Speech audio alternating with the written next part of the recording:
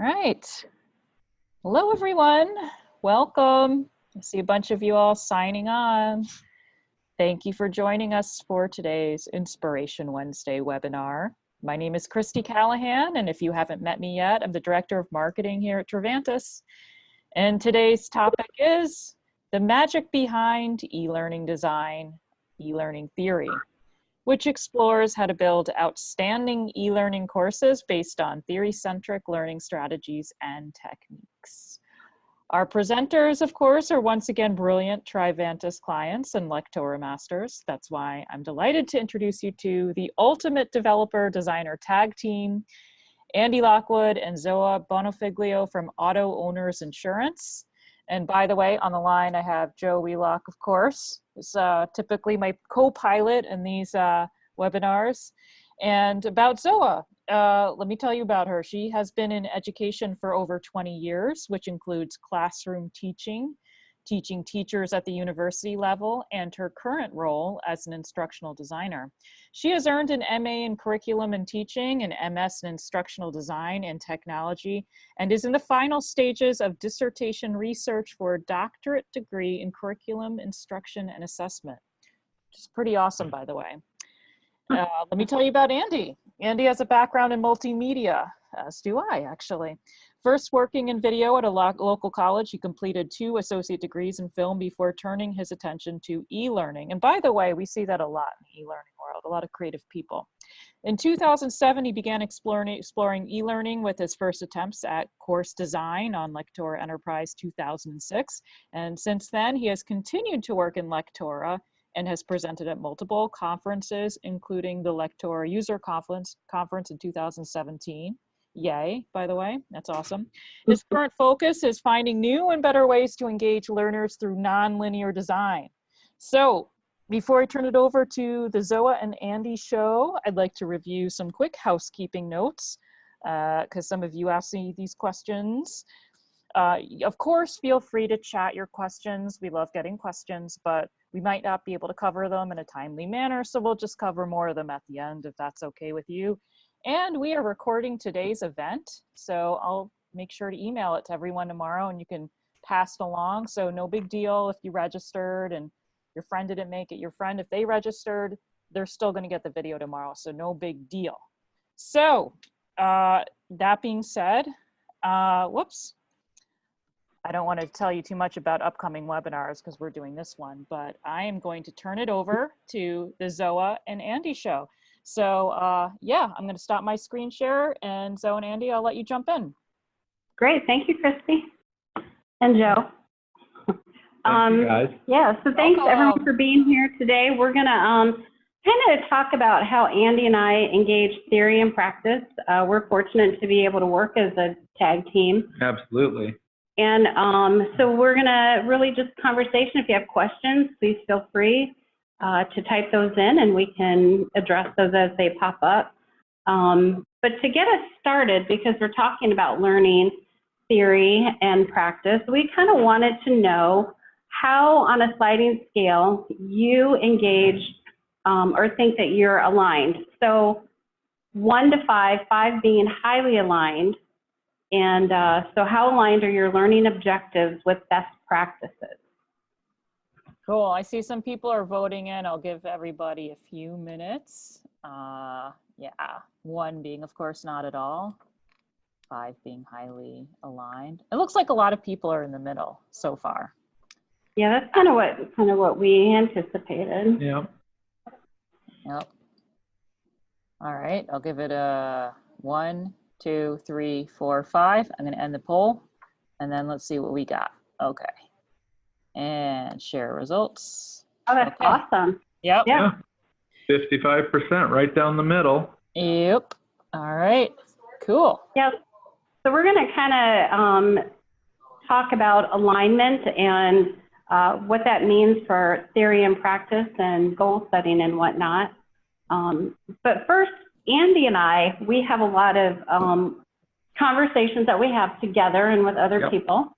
And over the course of the past 4 years that we've had Zoa and Andy. Almost 5 even. Yeah, okay. We have some words that everyone pretty much When I think of Andy and Zoe, these come up. Yep, and we could almost even call these our core values between Zoe and I and the way we work. And just straight down the line there, best practices, it's the foundation and the fundamentals of everything we do. Like if we're not starting with good best practices, good design from the beginning, that's going to fall apart in what we try to do as an end result. And you know, you can see that in a lot of things out there in the world where they're not starting with that foundation and that fundamental level to create things from benchmarks and, you know, user-centric capabilities. And you know, we're all aware of it. So we try to keep that in mind. And with that, you know, it follows right into our two favorite words, I think. Zoe's is intentionality, mine is consistency, and they work very well together. Being conscious of what you're doing and why you're doing it in your creations and in your builds, and not changing things up for the sake of changing things up. Stick with a plan, stick with a pattern so that your users can get used to those and they can focus more on the learning rather than learning how to use the product you've given them. Which, I mean, and that blends right back into learner-centric. We want to build these things with our learners and our users in mind. At the end of the day, we're trying to teach them something. So if we're focused on anything other than them, we risk them not learning what we set out to instruct them on. And then just at the end, engage creativity, getting in there and doing something that's fun, and it's not just, you know, a page turner. It's not just a multiple choice test. We've seen them out there. I'm sure most of us have taken a course like that online, and it's kind of heart-wrenching to have to sit through knowing we could build something better. Yeah. So that's a lot of what Zoe and I focus on, is making sure we're not creating those things that we would hate to take. Yeah, and so why is any of this really something that we want to bring up to you? So each one of these are aligned with various theories. So this defines who we are theoretically, very much engaged about the user, very much more along the constructivist and a little bit more progressive versus traditional type of learning, which is important when you think about what it is ultimately that we want our learners to be able to do and what it is we've been hired to do. So some of the theories that we consider and that we would hope you have considered as well is, so we have to work with content. We're developing curricula, so there's curriculum theory out there about learning theories, designing, well, sorry, let me go back. So there's performance versus knowledge problems that we need to think about. And we'll talk about two examples of those here shortly. We need to think about the course flow and how we're designing that. So there's the aesthetics, which gets into the design theory, graphic design, and the creative process. You're thinking about eye tracking and how the brain actually functions with building synapses and whatnot. We have to align the blueprint with learning outcomes. So there's always goals and objectives. Those we try to be learner-centric. However, the reality is there's a difference between academia and corporate. Corporate is an entity, right, that needs to make a profit. They have a budget. There are specific corporate goals. Those might happen yearly. They might, you know, have short, long-term goals. Might have department goals. Those impact how we create what we create and design what we design, and what ultimately the adult learner has to know and or be able to do. Not to mention that there's compliance. Compliance training, I'm sure, is a big part of the majority of people who are here with us today, part of your tasks. And compliance training can be extremely difficult to make engaging, you know? Yeah, it's true. So what does that mean then? How do you do that? And all of this is about transfer of learning. If we do all of this and the learning doesn't stick and the performance doesn't change, our ROI, say that 10 times real fast, is going to not be wonderful. So chances choices are, if you are somebody like me that really likes to think about theory, obviously I'm a total nerd and geek about that kind of thing. To me, this is very creative, but it's also really interesting. No matter what you do, you fall within one of these camps of theories. So if you're interested, and I think this definitely supports building solid instruction, e-learning, instructor-led, all of it, to know the different theories and how they align with the goals and what you're actually developing and how you're developing and the choices that you are intentionally making for your end user, i.e. your learner. So this is just a snapshot of the different theories that are out there, and I thought I'd share that with you so you can see that what we do is actually extremely complex. It is grounded in rich theory and research, and we should have faith in that. Yeah. Wow. Yeah. So when we're planning our instruction, one of the first things that we talk about, obviously, is transfer of learning. And that means we need to know three basic things. We need to know what the learner needs to know and or do. We need to know how they will practice that. And we need to know how will we know that they've accomplished that end goal. So these are the three guiding questions that pretty much harness everything that we do. All of the questions that I might ask with our subject matter experts are aligned with these if I don't directly ask them these questions, because how I design a curricula is going to be different if it's a no goal, if it's something that they need to know versus something they need to do, and then how those things interact with each other, and the intentionality behind dissecting that and deciding what activities, what platform. Is this going to be a linear? Is this going to be an interactive? Are we going to use video? All of these questions and choices that we have to ask and create stem from these three questions. So, and with these three questions, they follow along with all of the theories we showed. Andy and I tend to use we kind of use our own version of ADDIE. Yeah. I've yet to meet a designer or developer that uses ADDIE I think everybody, exclusively, but you have to, it's highly flexible. So ADDIE is amazing in its flexibility, right? Absolutely. Well, the nice thing is that there are so many theories out there that there's no single theory that anybody has to stick through. Find something that works for you.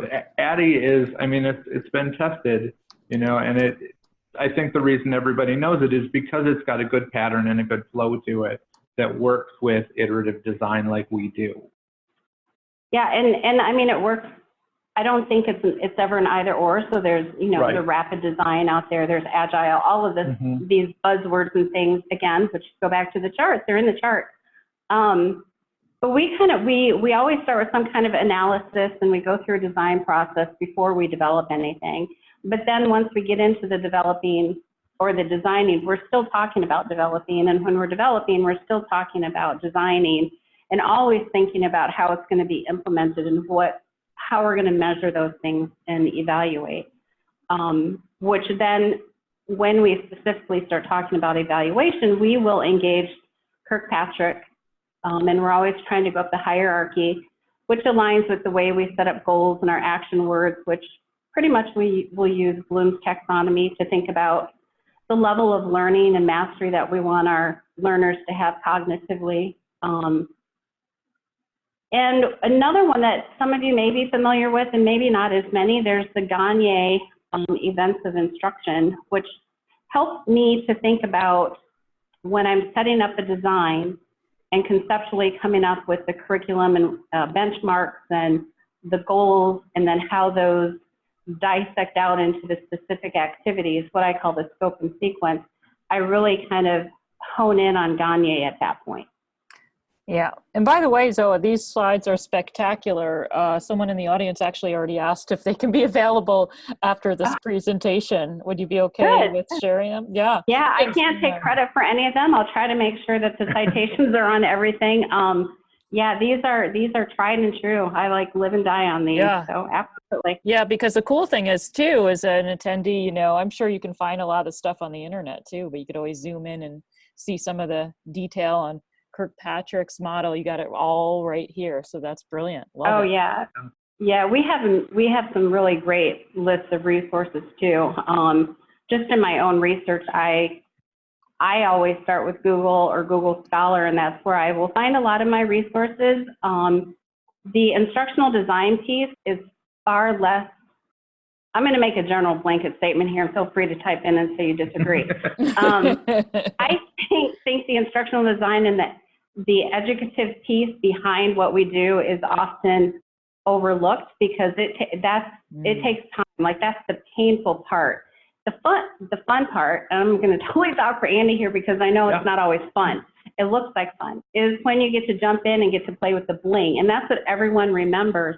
But to get to that point, you need to know about good learning practices and what does it mean to learn? What does it mean to educate somebody? Are there differences between learners? And adult learning theory is very much in our toolhouse because we are developing things for adult professional learners, and that's a specific group of people.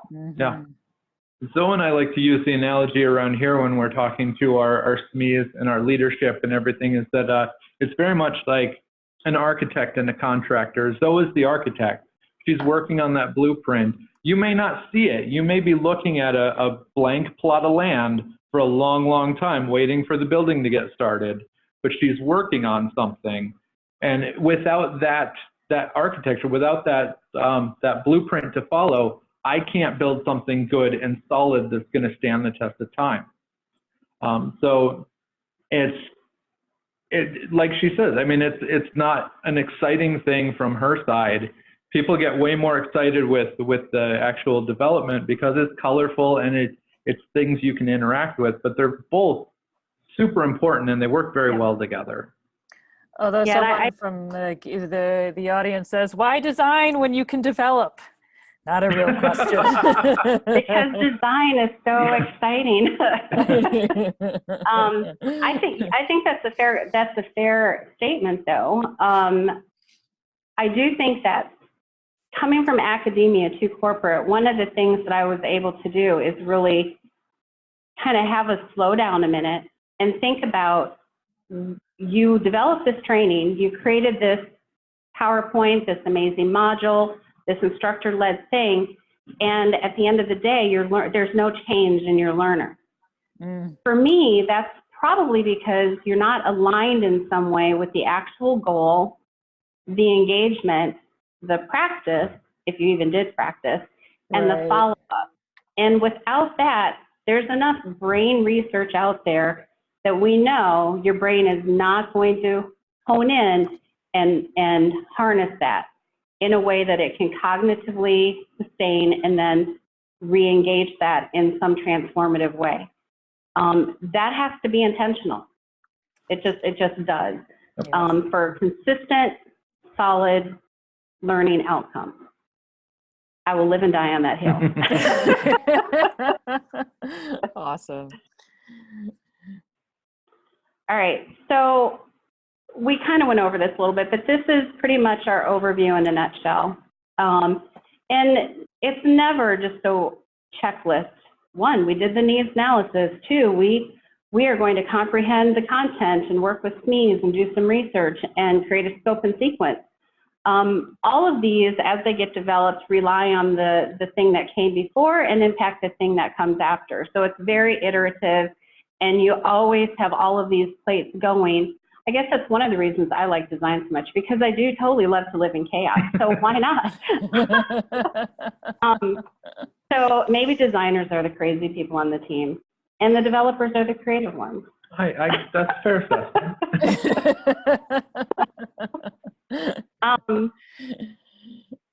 So 4 and 5 5 is where Andy and I really start working together. Are we okay?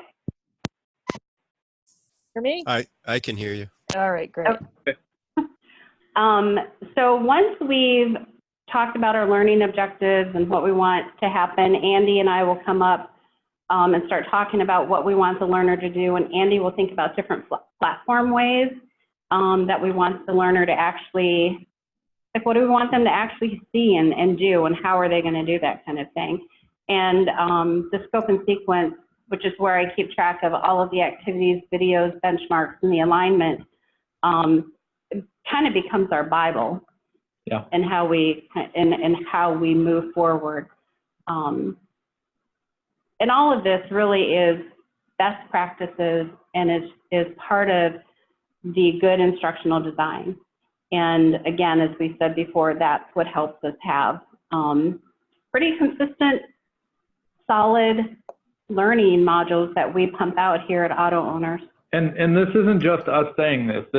These are systems and courses and curriculum that we have actually tested with our user base in the company and heard back from, and they've all really appreciated the work that we do. And we've heard a couple of times that, you know, they've been tricked into learning. They were tricked into, they didn't realize they were having fun with it until they got through with the course and realized they picked something up along the way, which is, you know, it's a little manipulative, but I mean, at the end of the day, if they're learning what we want them to, is it really a bad thing?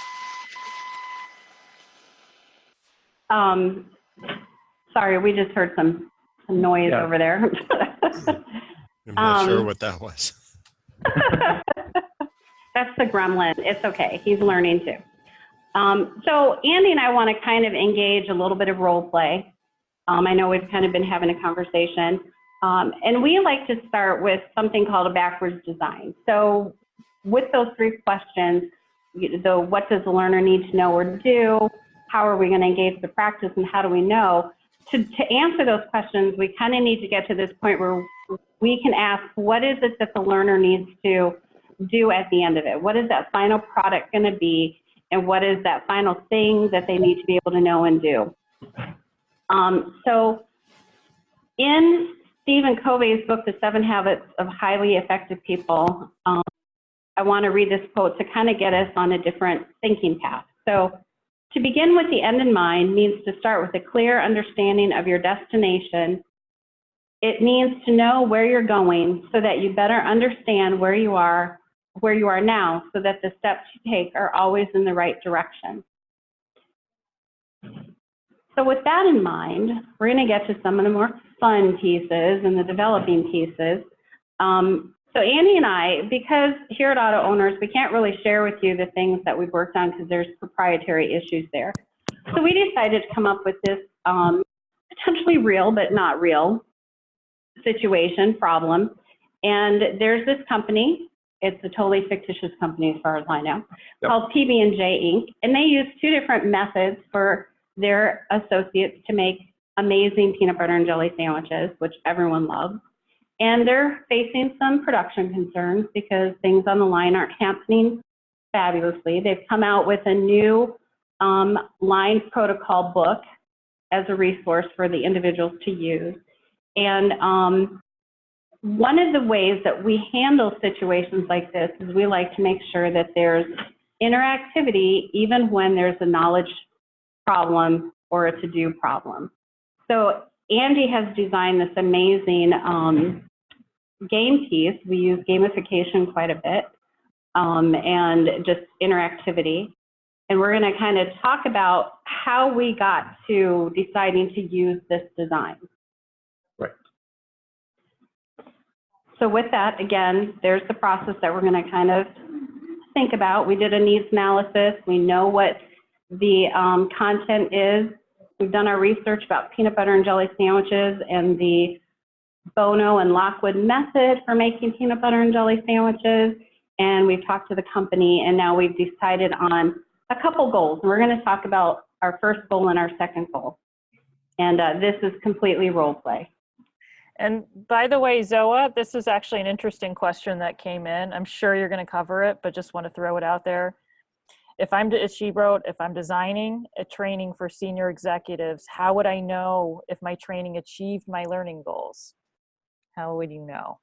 And I'm sure you'll probably cover that, but wanted to throw. Yeah, that we in will there. a little bit, but essentially that, you know, when you set up your assessments and the different ways that they practice, and we can talk about that, and Andy can kind of share with you specifically the different flow and locks that we put on the actual engagement within Lectora. And we've done things where we have like manager alerts so that individuals can be alerted when a learner is struggling with a specific part of the learning. And then we will, typically we have, like it's not a workbook, what am I trying to think about? Oh, the handling guide. The facilitator guide to go along with it. So if somebody is struggling with any of the assessments, we give the manager, here's some additional ways to support that learner. It's always trying to help the learner. So if they're struggling with something, we need to provide an intervention to help them learn that thing. And the only way to know that is through assessment and evaluation, which in fact we are going to touch on that because there's different ways that you do assessment. But it's that feedback and how it aligns with the goal and the key performance indicators, hopefully that you've included with like your benchmarks and things like that, tell you at a measurable 50%, 70%, 90% accuracy if they can do X. And you've already defined X looks like this. The sandwich is square, it has no crust, the peanut butter is on one slice or two. So you know, and they have to perform that in some way. Another thing that we've gotten in the habit of doing is that even when an associate is done with the course, we don't take it away from them. We leave that out there as a resource for them in the event that they ever need to return to this information. So a lot of our stuff is the activities are locked until you go through them, and then afterward there's a trigger that will automatically take you to the end of this activity when you step into it at the beginning. So your second time through, you've already completed this. This is 6 months later. You just need to know the information now. So you go in, the activity automatically completes and gives you the end result, and you have the option to reset it and try again if you want to. Now, if the question, because I also remember the question talked about senior officer. So if the question is also asking, how do you deal with just the relationship role between somebody with a lot of authority and you as the developer, those are relationships that I think need to be honed in early on. And the expectation is still the same. There's a professional piece to this, and I've really done my job as a designer. My scope and sequence has all of this laid out. So we all have decided on this. In our company, our leadership teams all sign off at different aspects and markers of the project. So they've read the scripts, they've seen the assessments, they've agreed on the key performance indicators and the benchmarks.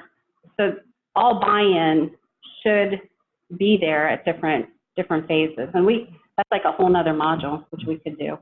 Yeah. So we have this goal number one, Andy, for the PB&J Inc. And they want, it's a knowledge goal. They want their learner to be able to identify the differences between the Bono and the Lockwood method for creating a PB&J. So I'm thinking that this is a knowledge goal, so we need to provide them some information in some kind of engaging way. Like we could have them read something, or I don't know. I mean, yeah, we could have them read something, but that's not, we can't show that they're going to be able to actually, it's going to be disengaging if it's being read. I would say better, we could do a video, whether that's, you know, in a workshop, you know, like we have the, you know, like a kitchen scene, and you know, they're showing you step by step in the process. Should we do live action or animation, do you think? We could do one or the other. We could do live action is going to be a little easier. I know with our animation process, we're a little limited on the details and the close-ups. So live I'm thinking, action might be easier. Live action would be easier. I'm wondering though, we have to have this done in like 2 weeks. Okay, well, animation might be better that way. Timelines are always the issue. Always. But after that, something simple to make sure that they know what they're doing, and we can establish and kind of grade them on this is probably like a knowledge activity, like a drag and drop. Let them sort between the two things. So give them some. They're going to watch, get some information. We'll do the animation. Yep. They'll get the information. Somebody will walk them through and show them how, and then we'll let them practice it. Yeah. Through like a drag and drop? Is that what? Yeah, okay. that would work. I like that. And then we could even give them a handout afterward. Let them download a handout. Oh, you know what? I can make an infographic, and then we can have that in the resource. There's a room that they go to. Awesome. That would work. Okay. So we have another question, and it has to do with in the design phase, do you consider universal learning and accessibility issues, or is that something that comes into play like at this point when you're collaborating? So I think that would come into, it has come into all phases, and it just kind of depends. It's not a big practice right now that we kind of focus on, but we do with in the design phase and the development phase. I know, Andy, you really think about different things and how the user, any user, is going to actually engage with the stuff. Right. A lot of it with the accessibility issues that have been brought to us so far in our career here have been mostly visual. So we can't speak to a lot of the complicated accessibility things, but we do think about color themes and things like that to help people who have, colorblind issues or any of those, so that they're not missing out and they're not being confused by the activities. We also have HR helps with a lot of those visual assistances also. So we actually have a very limited experience, unfortunately, with accessibility and dealing with that. Yep. And by the way, somebody just typed in that achieving accessibility is our biggest challenge. It's a teaser alert here. Next month is accessibility, by the way, so stay tuned. That is a challenge, because a lot of it has to do with the company expectations, resources that are available, to create, as well as resources that the end user would need. With our videos, we do try to make sure that they also have access, if they want, to scripts they could have, so that there's the reading. We try to make sure things are reinforced in different ways, so it's not just about reading. You might be reading and listening. You might be able to click on things and have access to it in a different way. So that's kind of how we are pushing towards being able to do those kinds of things. So with goal number 1, Andy and I decided that this is a knowledge goal. We're going to give them some information, but it's not enough just to give somebody information. You need to also give them a chance to practice, even though this isn't a doing goal. Knowledge is based on being able to practice and apply. So we're going to give them the opportunity to do that. And then we're going to give them a resource that they can download via an infographic, where they can just put it on their screen, or it's another way to understand and learn the content. Right. So Andy, the second goal that I defined for this project is a performance goal. The company will need the learner will be able to use this, the Lockwood PB&J fact book. So it's a job aid that the line folks are going to be able to use. They'll learn from it, but then it's also on the line that they can use it, but they're going to need to know how to use it like efficiently and quickly. Hopefully at some point, maybe the job aid isn't as important, but right now we need them to know how to use the job aid. So they need to be able to actually know how to handle it, know how to find things, know what they're looking for. I'm thinking that this might be something where we can engage your gamification board. Absolutely. Yeah. I mean, the easiest way to do and using a resource like that would be to have like a multiple choice quiz and refer back to, you know, on what page would you find X, you know, and so they would have to actually go into that job aid and start looking around in there. But like you're suggesting, if we start using something like the game board, maybe we can sidestep that expectation that this is going to be a boring quiz. I like that. And, you know, like maybe just keep their attention a little bit better. Okay. So with goal number 2, we're going to provide them the opportunity to do a seek and find, and then the answers will be on page X. Yep. So they'll have to answer it that way. Awesome. So we'd like to stop here for a second and ask our participants, that assessment piece is kind of a big piece. I know Trivantis Lectora gives us a lot of different ways to do that. We wonder what types of assessments you actually use in your modules. And you can just type those answers in the chat box. I know with Trivantis we have multiple choice, true, false, multiple recall, right? No, multiple response. Multiple response, fill in, number entry, matching, rank sequencing, drag and drop, hotspot. So what are you all using out there? Let's see, multiple, we got a whole bunch of them, all of them pretty much, multiple choice, true, false, drag and drop, matching, all kinds. Best answer. Depends on all the nature of it. Yep, ranking. Oh, it really does. Yeah, it depends on the nature of it. Yep. Yep, Objective good. drives the verification method. Good answer, yes. Yep, that's Yep. very true. Yep. So yeah, pretty much Yeah, anything other than essay. Yeah, and essays are hard Yeah. in a virtual space, I get that. So I love these answers because it's really showing that there's a variety, but there's an intention behind the variety. There's a reason why you would use a multiple choice instead of a true and false. Your data is going to be different. What you need the user to do is different, and each of these should be based on that fact. So for our little scenario, we had our learners engaging with this multiple choice board.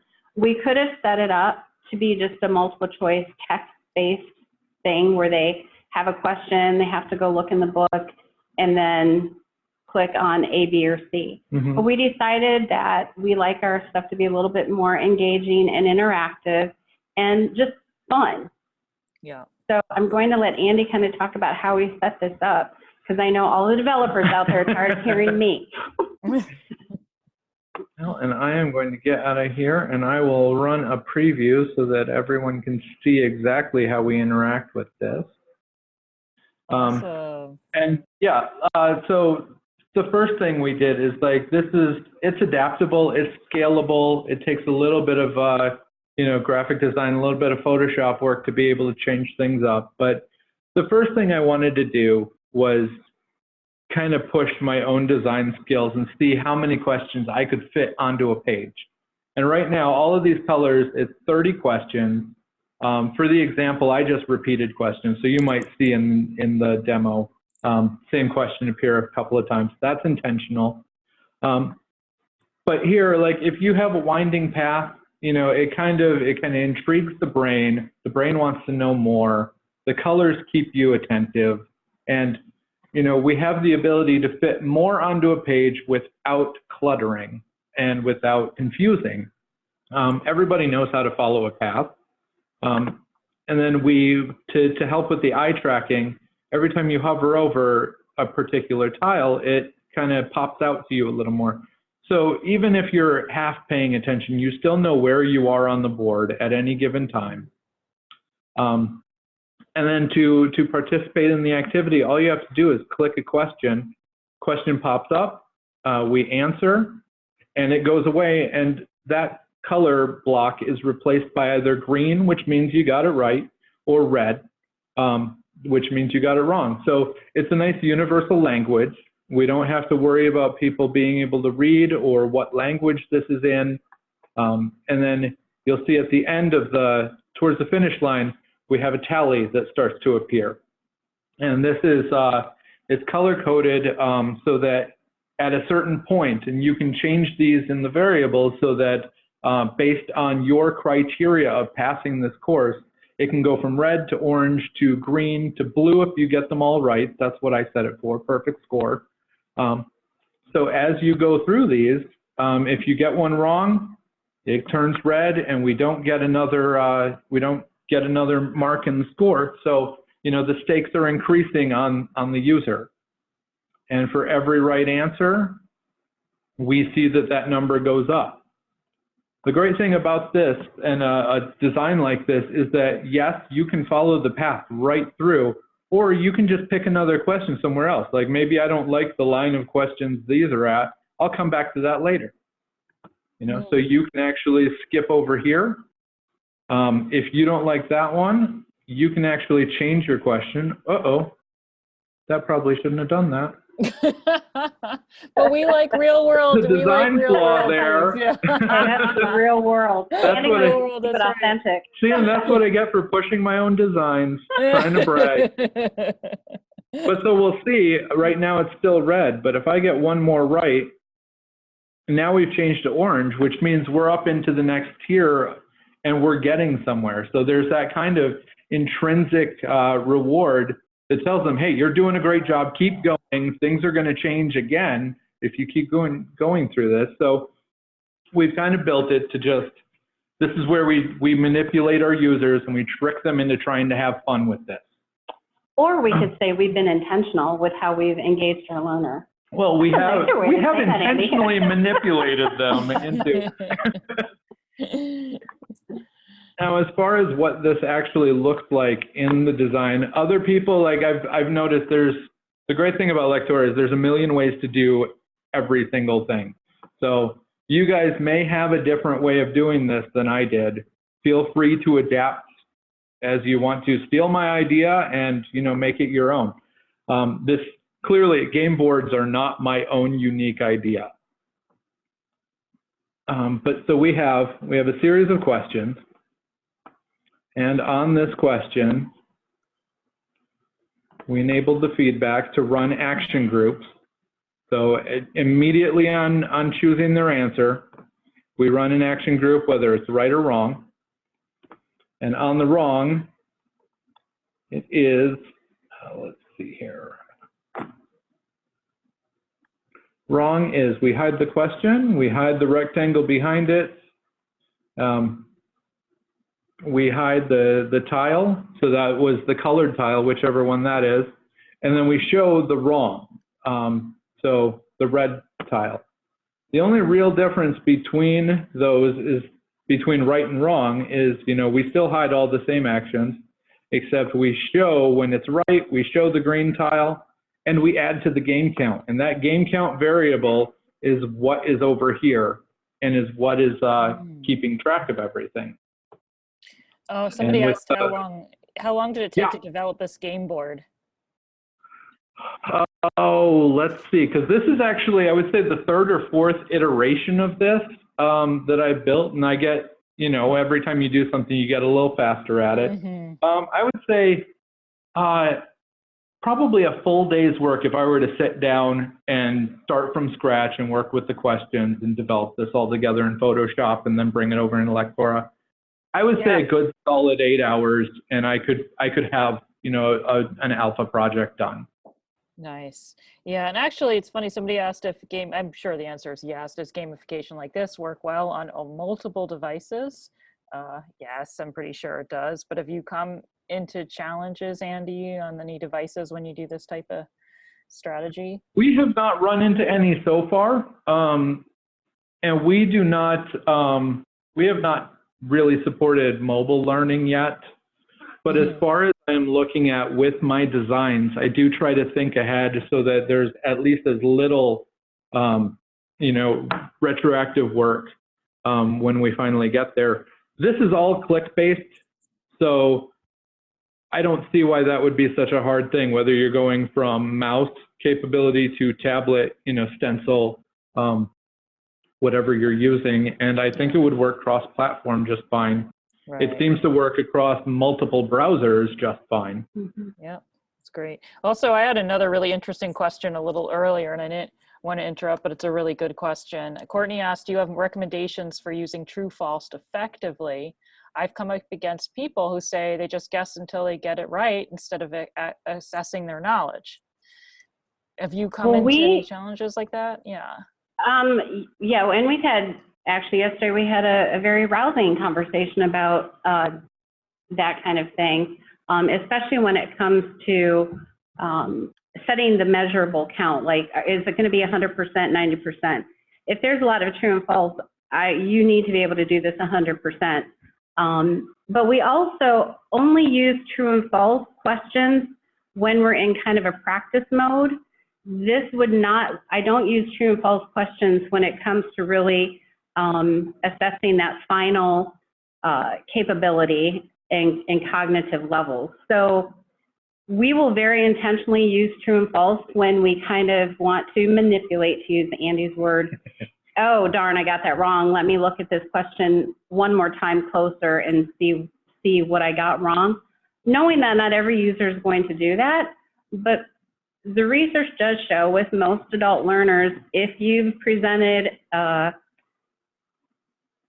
module in a learning space that is authentic and relevant, they need to learn this. So they're going to find some engagement with that. And that's a general statement. Not everyone's going to fall in that category. You'll have people that will just keep going and trying to figure out the trick to just pass it instead of just learning the information. And we run tests to make, we have an individual on our team, we call it chatifying things, because he's the clicker. He just clicks through. And we intentionally create ways that the individual can't just click through. And even if they do, they're going to come to some roadblock that's going to make them go back and find the information anyhow. So we really don't engage true-false very often unless it's intentional.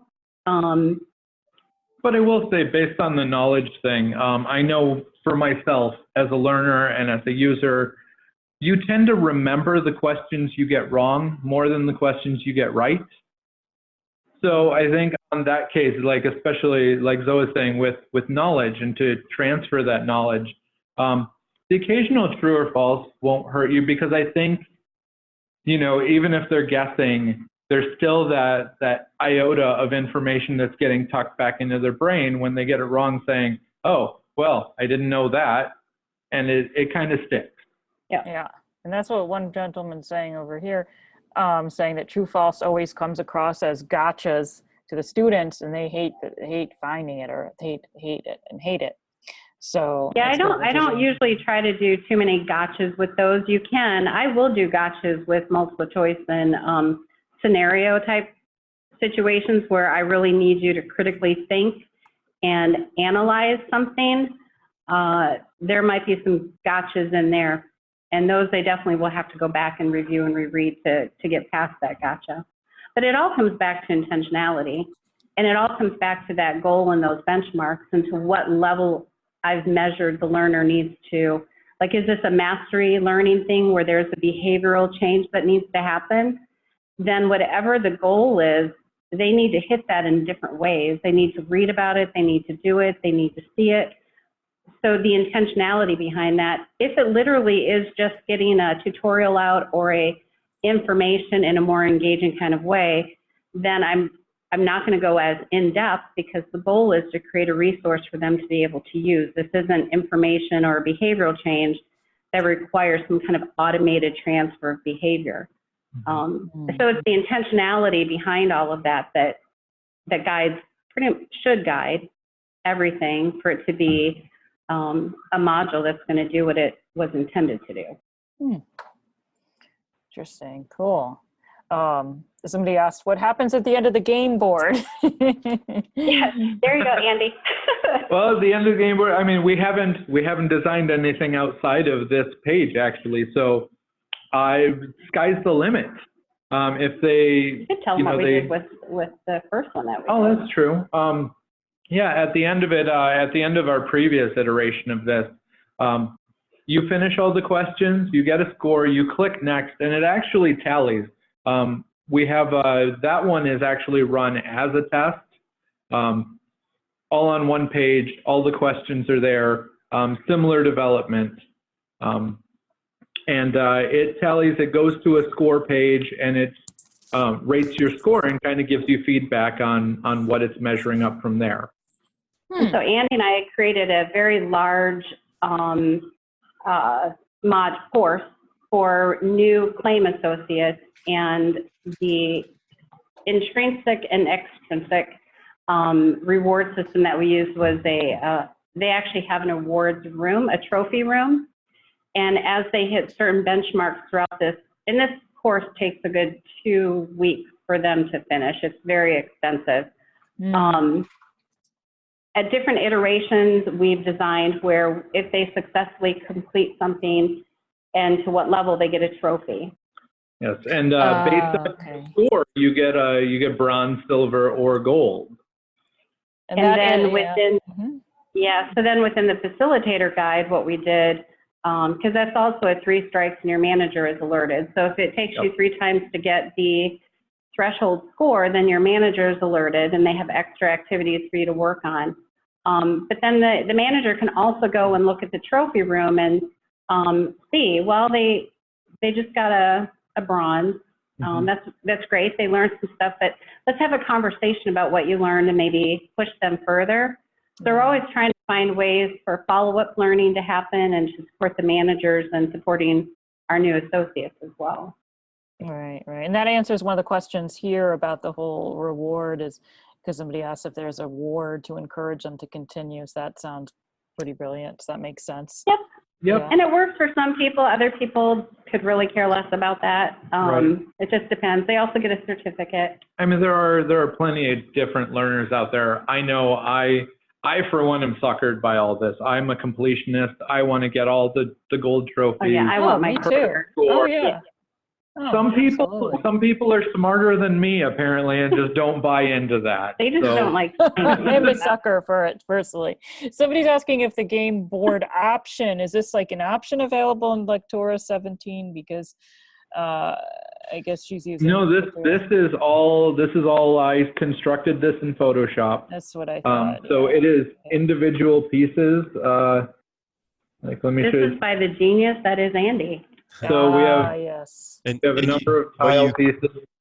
But you could have created this in 17. Is that correct? It's the same actions. There's nothing new in version 18 that would. Oh yeah. As far as the actions go, I probably could have built this maybe even in 16. It's been a while since I've used 16, so I can't say for sure.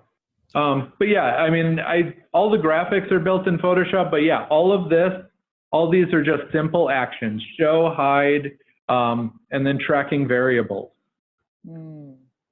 This is actually an interesting point brought up. Some users get bored of the training interactivity and prefer the linear type of training.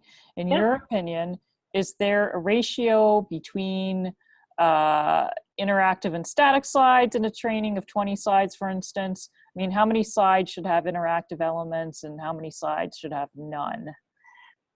So those types of quantifiable questions are difficult to answer because I will go back to the content. It depends on the content. We have created linear modules.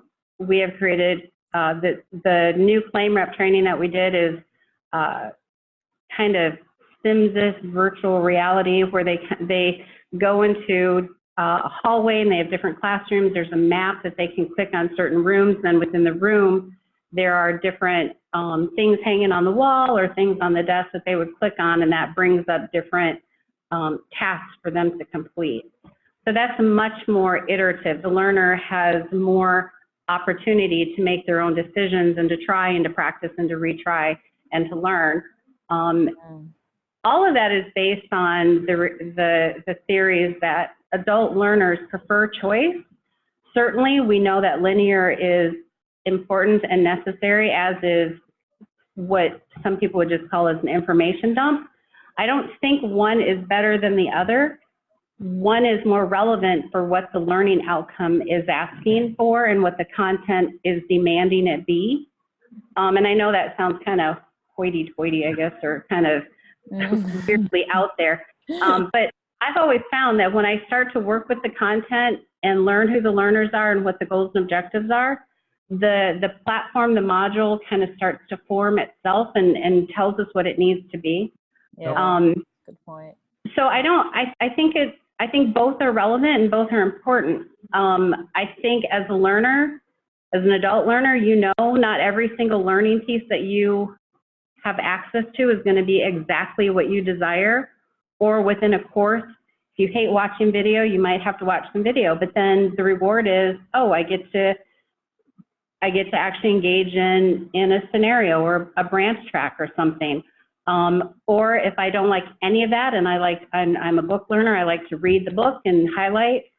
We offer opportunities for them to do that. I think if it's a long course, you need to have variety.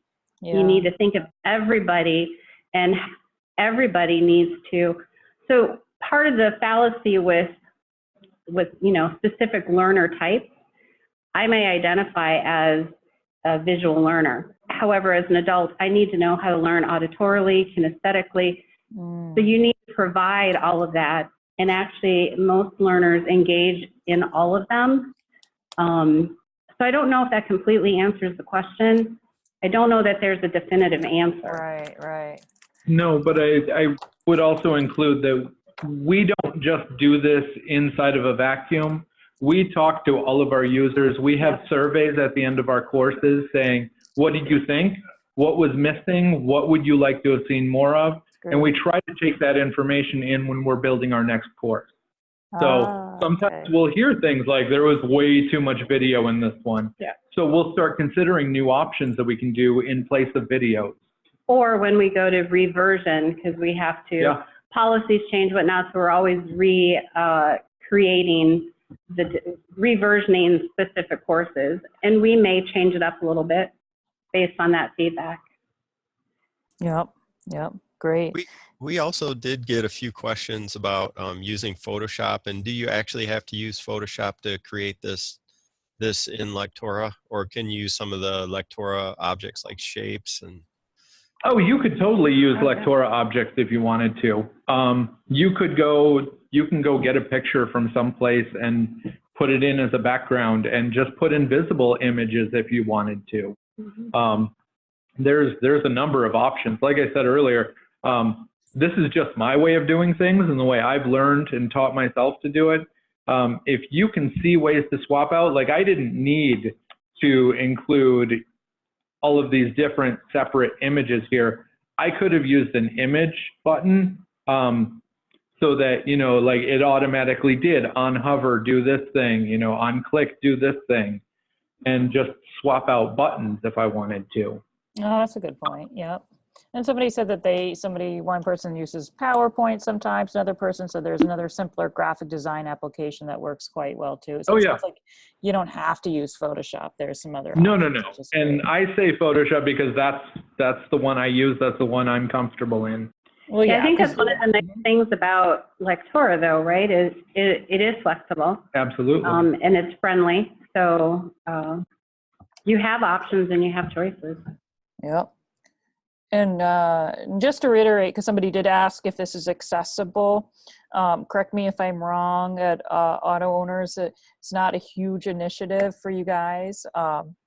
If you guys want more accessibility. Well, so the whole e-learning, the whole concept of e-learning is a new initiative for auto owners. So that's one of the reasons that Andy and I were brought on board. So we are introducing this and pushing it at the same time. So I think it's really important to have those conversations, and definitely it can be challenging. I know that there are wonderful people out there, that researchers and whatnot, that have come up with different ways to do that. And I think that really is important. So I know I'll be checking into your next webinar. Yeah. Oh, awesome. Yeah. Laura's presenting next month, Art of Accessibility. But I'm just going through some other questions, just since we're getting towards the end. I want to make sure I didn't really miss anything major. Does the learner have to answer all the questions to complete the game, or a certain number? That would be based on what we decide in the course itself. You could say you have to get 10 right and you can move on. Okay. Or there could be 30 questions and we set the threshold at 80%. Right. Right. Yeah, so the benchmark defines that for us. Yeah, that makes sense. And you know, somebody did point out too, as far as game options, you can use other tools to build stuff in here. Also, there are some things you can download from the eLearning brothers, which could be sure. great for this. They've also asked for you to share your game here too, if you can. Yeah, I as long as I think I can get it out in the mail, that shouldn't be a problem. I haven't checked to see how big it is. Okay. So we might have to, I'll have to work with you guys on file sharing that.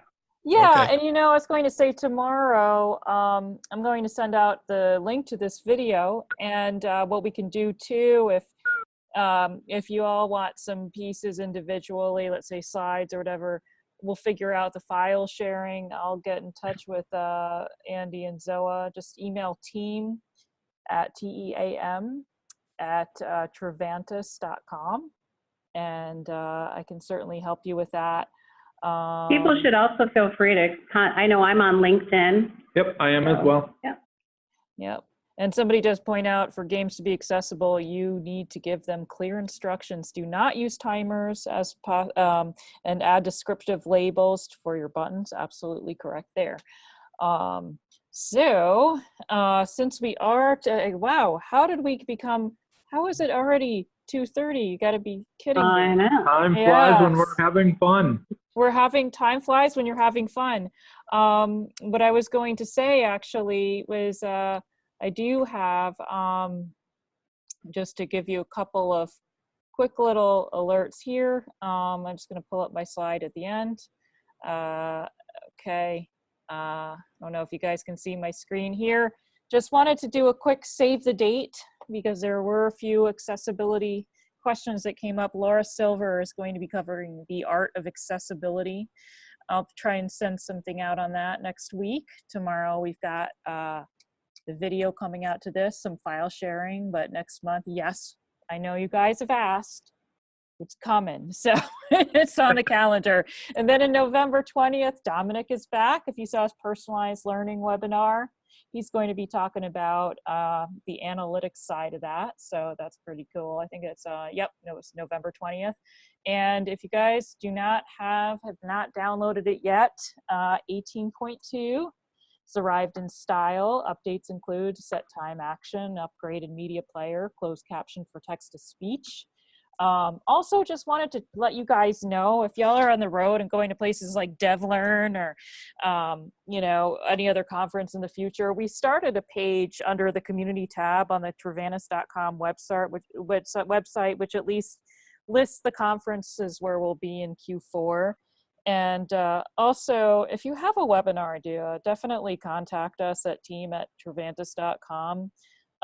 You do get a pretty awesome Hawaiian shirt out of it, and Zoe and Andy will attest. It does take a while to get them because you got to do them in like a certain number. So I'm sorry, you guys, but I do have my counts. I'm putting in the order this week, so those are coming. But you can get a Hawaiian shirt and a bag of swag for doing an awesome webinar, and meet some cool people, of course.